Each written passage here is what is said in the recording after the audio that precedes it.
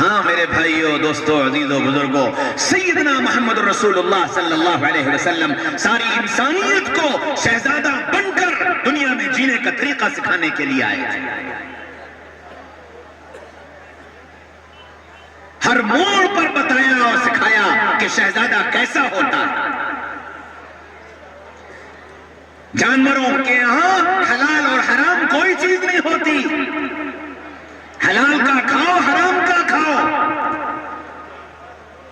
اور شہزادے ہو، شہزادوں کے یہاں اتنی فکر کی جاتی ہے کہ وہ سامنے والا 10 روپے کا مستحق تھا، شہزادہ 100 روپے دے دیتا ہے، 1000 روپے دے دیتا ہے۔ کیوں؟ کہ اس کے مزاج میں سخاوت رکھی گئی ہے، اس کے مزاج میں لوٹ کھسوٹ نہیں رکھی گئی۔ جانور ہو، اس سے بھی چھین لو، اس سے بھی چھین لو، وہ بھوکا مرے، وہ تڑپے، وہ روئے، وہ آ کر تمہارے ہاتھ جوڑے، تم کوئی فکر مت کرو، مجھے میرا پیسہ چاہیے، مجھے میرا پیسہ چاہیے۔ 5 دیے تھے، 10 چاہیے۔ جانور ہو اور ادھر شہزادے ہو تو کیا کہا؟ کسی ایمان والے نے تم سے قرض لیا، اس نے ایک وقت کا تعین کیا اور اس وقت پر وہ نہیں دے پایا، وہ تم سے معذرت کرنے کے لیے آیا، میرے پاس ابھی انتظام نہیں ہے، میں 1 مہینے بعد دے دوں گا، تم اس کو مہلت دے دو۔ اور مہلت دو گے تو کیا ہوگا؟ فرمایا مہلت دو گے تو ہر دن اتنی رقم اللہ کے راستے میں مقبول صدقے کا اجر دوں گا، مقبول صدقے کا اجر دوں گا۔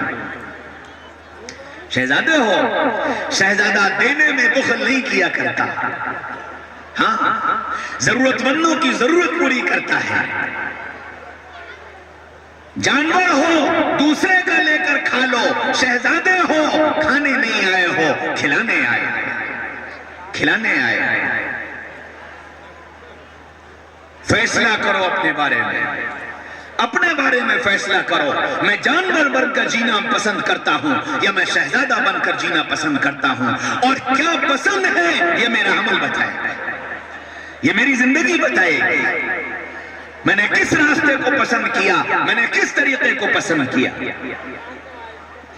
میرے بھائیوں، دوستوں، عزیزوں، بزرگوں، اس لیے محمد رسول اللہ صلی اللہ علیہ وسلم کی سیرت دیکھو، قرآن دیکھو، قرآن مجھے تمہیں شہزادہ بنانے آیا ہے، شاہانہ زندگی گزارنا سکھانے کے لیے آیا ہے کہ ایک شاہی گھرانے کا فرد کیسے جیا کرتا ہے اور کیسی اس کی زندگی ہوتی ہے۔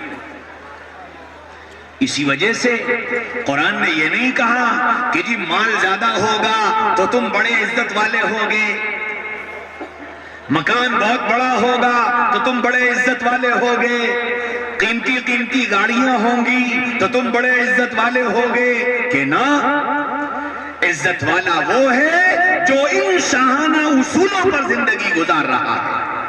اِنَّ أَكْرَمَكُمْ عِنْدَ اللَّهِ أَتْقَاكُمْ، اللہ کے نزدیک معزز، محترم، مکرم وہ ہے جو اللہ کے بنائے اصول اور محمد رسول اللہ کے بتائے طریقوں پر اپنی زندگی کو گزار رہا ہے۔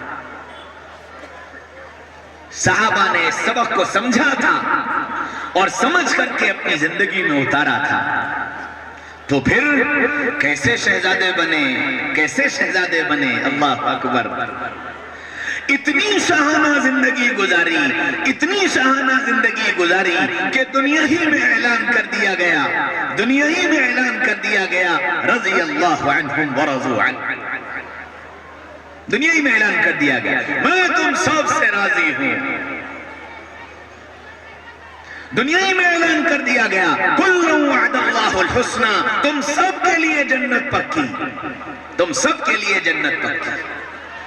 اور یہ مقام کیوں ملا کہ ان میں کا ہر ایک فرد زندگی اس اصول پر گزارتا تھا، میں کھانے نہیں آیا، کھلانے آیا ہوں، میں پینے نہیں آیا، پلانے آیا ہوں، میں پہننے نہیں آیا، پہنانے آیا ہوں، میں مٹانے نہیں آیا، میں بسانے آیا ہوں۔ اس اصول پر سب عمل کر رہے تھے، اور یہ اصول ان کو کہیں اور سے نہیں محمد رسول اللہ صلی اللہ علیہ وسلم کی زندگی سے ملا تھا۔ سیدنا محمد رسول اللہ صلی اللہ علیہ وسلم بیٹھے ہوئے ہیں، حضرت طلحہ رضی اللہ عنہ تشریف لائے، چادر اوڑھے ہیں، آ کر رسول اللہ کے سامنے کھڑے ہو گئے، یا رسول اللہ بھوک بڑی لگی، یا رسول اللہ بھوک بڑی لگی، اور آپ سر جھکائے بیٹھے، کوئی جواب نہیں۔ تیسری مرتبہ پھر کہا، یا رسول اللہ آج تیسری صبح ہے، اس زبان میں کچھ چکھا نہیں ہے، بھوک بڑی لگی۔ تو اللہ کے رسول نے سر اٹھایا، فرمایا طلحہ ذرا میں بھی تو دیکھوں تیری بھوک کیسی ہے۔ بس اتنا کہا، حضرت طلحہ نے یوں کر کے چادر ہٹائی، یا رسول اللہ بھوک ایسی ہے کہ پیٹ پر پتھر بندھا ہے، بھوک ایسی ہے کہ آج تیسری صبح ہے، اس زبان میں کچھ چکھا نہیں ہے۔ آپ نے جواب دیا، طلحہ اگر تیری بھوک ایسی ہے تو دیکھ رسول اللہ کی بھوک ایسی ہے۔ چادر ہٹائی، پیٹ پر 2 پتھر بندے تھے، فرمایا طلحہ تیری زبان کو اگر تیسری صبح ہے تو رسول اللہ کی زبان کو آج 7ویں صبح ہے، اس زبان میں کچھ چکھا نہیں۔ طلحہ کی آنکھوں میں آنسو آ گئے، روتے ہوئے کہنے لگے، یا رسول اللہ ہمارے تو دکھ کے بھی ساتھی آپ اور سکھ کے بھی ساتھی آپ، ہم کہاں جاتے یا رسول اللہ، آپ کے پاس نہ آتے تو کہاں جاتے، لیکن یا رسول اللہ آپ کے پاس آ کر ہم نے آپ کو اور تکلیف دے دی، آج کے بعد اب آپ کو ستانے نہیں آئیں گے، آج کے بعد آپ کو ستانے نہیں آئیں گے۔ اور منہ موڑ کر چل دیے، ساتھ آنے والے بھی پیچھے پیچھے چل دیے۔ رسول اللہ صلی اللہ علیہ وسلم نے آسمان کی طرف نگاہ اٹھائی اور یوں کہنے لگا، اے میرے میں کیا کروں، میں اپنے ساتھیوں کی بھوک بھی نہیں مٹا سکتا، میں اپنے ساتھیوں کی بھوک بھی نہیں مٹا سکتا۔ ابھی اتنا جملہ نکلا تھا، پیچھے سے جابر آئے، کندھے پر ہاتھ رکھا، کان میں بولے، یا رسول اللہ گھر پر 2-3 آدمیوں کا کھانا ہے، آپ چلیں طلحہ کو بلا لیں، کھانا کھا لیجئے۔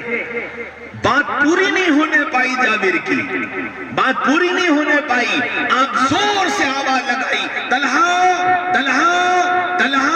اعلان کر دو آج سب کی جابر کے ہاں دعوت ہے۔ اوہو، جابر کے تو پیروں تلے زمین نکل گئی، 3 آدمیوں کا کھانا، 1500 کی جماعت، اور رسول اللہ نے کہہ دیا سب کی دعوت ہے، اب کیا ہوگا؟ سر پٹ دوڑ لگائی، گھر پہنچے اور بیوی سے کہنے لگے، ارے سنتی ہو کہ کیا ہوا؟ رسول اللہ بھوکے تھے 7 دن سے، طلحہ بھوکا تھا 3 دن سے، میں نے چپکے سے رسول اللہ کے کان میں کہا کہ گھر پر چل کر 2-3 آدمیوں کا کھانا ہے، کھا لیجئے۔ رسول اللہ نے تو اعلان کر دیا سب کی دعوت ہے، اب پتہ کیا ہوگا، اب پتہ کیا ہوگا۔ وہ بھی رسول اللہ کی صحبت یافتہ تھی، فوراً بولی، جابر دعوت تم نے کی ہے یا دعوت رسول اللہ نے کی ہے؟ کہنے لگے دعوت تو رسول اللہ نے کی ہے۔ فرمایا جب دعوت رسول اللہ نے کی ہے تو کھانا بھی رسول کا اللہ کھلائے گا، کھانا بھی رسول کا اللہ کھلائے گا، تم فکر مت کرو۔ لیکن فطرت پھر دوڑ کر آئے اور پھر رسول اللہ سے کہنے لگے، یا رسول اللہ کھانا تو بس 2-3 آدمیوں کا، کیا ہوگا، کیسے ہوگا؟ فرمایا جابر گھر جاؤ اور جا کر کہہ دو چولہے سے ہانڈی اس وقت تک نہ اتارے جب تک میں نہ آ جاؤں، روٹی بنانا نہ شروع کرے جب تک میں نہ آ جاؤں۔ جابر نے جا کر کہہ دیا، ظہر کی نماز پڑھی، نماز کے بعد اعلان کیا، چلو بھائی جابر کے یہاں دعوت ہے۔ صحابہ چل دیے، رسول اللہ آگے گھر پہنچے، فرمایا جابر ہانڈی کہاں ہے؟ فرمایا یا رسول اللہ چولہے پر۔ آپ تشریف لے گئے، اپنے ہاتھ سے ہانڈی اٹھائی اور لا کر رکھی، فرمایا جابر روٹی کہاں پکائے گا؟ یا رسول اللہ یہ تندور ہے۔ آپ تندور پر تشریف لے گئے، اپنا لعاب دہن ڈالا، فرمایا اب روٹی بنانا شروع کرو، اور لاؤ برتن۔